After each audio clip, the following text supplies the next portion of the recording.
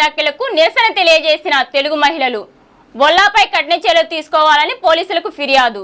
ఆడవాళ్లంతా తాగుబోతులంటూ మహిళలను కించపరిచేలా వ్యాఖ్యలు చేసిన మాజీ ఎమ్మెల్యే బొల్లా బ్రహ్మనాయుడుపై తెలుగు మహిళలు, జనసేన వీర మహిళలు, బీజేపీ మహిళా మోర్చా నాయకులు, మహిళా సంఘాలు కన్నెరజేశాయి. ఈ మేరకు బొల్లా బ్రహ్మనాయుడుపై కేసు నమోదు చేసి చర్యలు తీసుకోవాలని పోలీసులకు ఫిర్యాదు చేశారు. వినుకొండ స్తూపం సెంటర్లో మానవహారంగా ఏర్పడిన తెలుగు మహిళలు, మహిళా సంఘాల ప్రతినిధులు నిరసన వ్యక్తం చేశారు. బొల్లా బ్రహ్మనాయుడు ఫ్లెక్సీకి చెప్పుల దండ వేశారు. అనంతరం స్తూపం సెంటర్ నుంచి పట్నం పోలీస్ స్టేషన్ వరకు భారీ ప్రదర్శన నిర్వహించారు. బొల్లా బ్రహ్మనాయుడుకు వ్యతిరేకంగా ప్లకార్డులు ప్రదర్శించి పెద్ద ఎత్తున నినాదించారు. మహిళల గురించి అనుచిత వ్యాఖ్యలు చేసిన బొల్లాను కఠినంగా శిక్షించాలని డిమాండ్ చేస్తూ వినుకొండ పట్టణ పోలీస్ స్టేషన్ ఇన్స్పెక్టర్ ప్రభాకర్ కు తెలుగు మహిళలు, మహిళా సంఘాల నాయకులు ఫిర్యాదు చేశారు.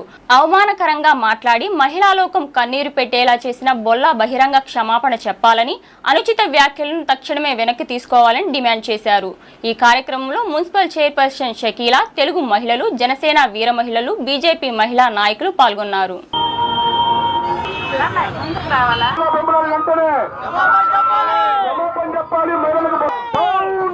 మహిళలపై తప్పుడు వ్యాఖ్యలు చేసిన బొల్లా బ్రహ్మనాయుడు వెనక్కి తీసుకోవాలి. బొల్లా బ్రహ్మనాయుడు వ్యాఖ్యలను క్షమాపణ చెప్పాలి. మహిళలకు వెంటనే బొల్లా బ్రహ్మనాయుడు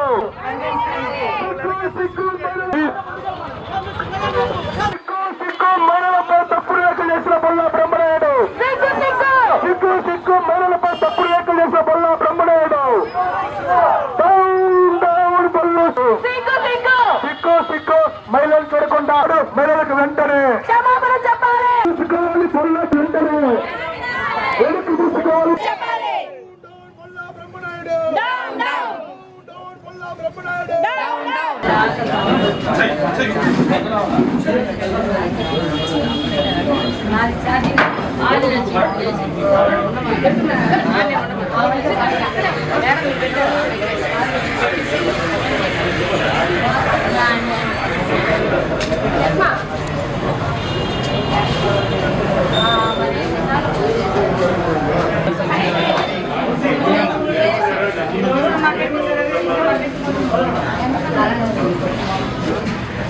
ఆడవాళ్ళ మీద తాగుబోతులు, నియోజకవర్గంలో అందరు తాగుబోతులు ప్రవర్తన మారింది అని మాజీ శాసనసభ్యులు బొల్లా బ్రహ్మనాయుడు గారు మమ్మల్ని కించపరిచే విధంగా మాట్లాడారు. ఇది మేము సహించలేని. అందరికీ నమస్కారం అండి. ప్రతి ఒక్కసారి కూడా ఈ వైసీపీ పార్టీ వాళ్ళకి రాజకీయం చేయాలంటే ఏమీ దొరక్క మహిళలను అడ్డం పెట్టుకుంటున్నారు. ఇది మరి వాళ్ళకి వెన్నతో పెట్టిన విద్య ఏమో మాకైతే అర్థం కావట్లా. 2024 అసెంబ్లీ సాక్షిగా అతను అవమానపరిచాడు మాతృమూర్తిని.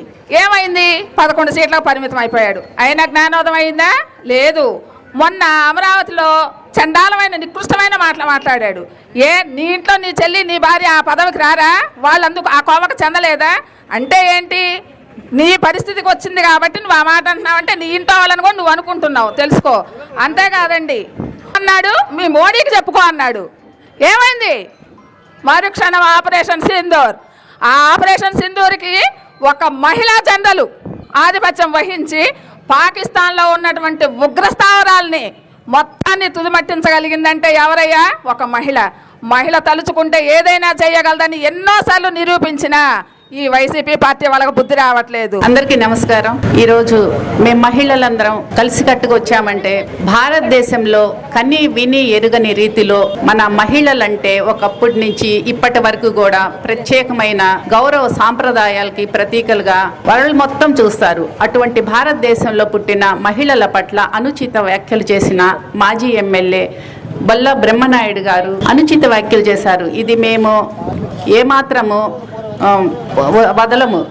ఎందుకంటే ఇంత దారుణంగా కొంతకాలంగా బ్రహ్మనాయుడు గారే కాదు, వైసీపీలో ఉన్న వాళ్ళు ఒకప్పుడు గౌరవ సభని కౌరవ సభగా మార్చారు. తర్వాత ఇంకొక ఆయన వచ్చి మహిళల్ని వేసేలు అన్నారు. ఇప్పుడేమో తాగుబోతులు అంటున్నారు.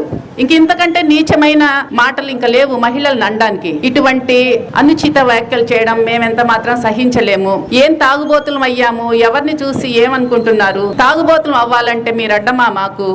తాగుబోతుల్ని భర్తల్ని కూడా భరించి పిల్లల కోసము దరిద్రతో సమానమైన సహనం ఓర్పుతోటి కాపురాలు ఇంట్లో చేసుకునే మహిళల్ని ఈ రకంగా రచ్చకులాగి తాగుబోతులు అనడం ఎటువంటి సహించలేని విషయం.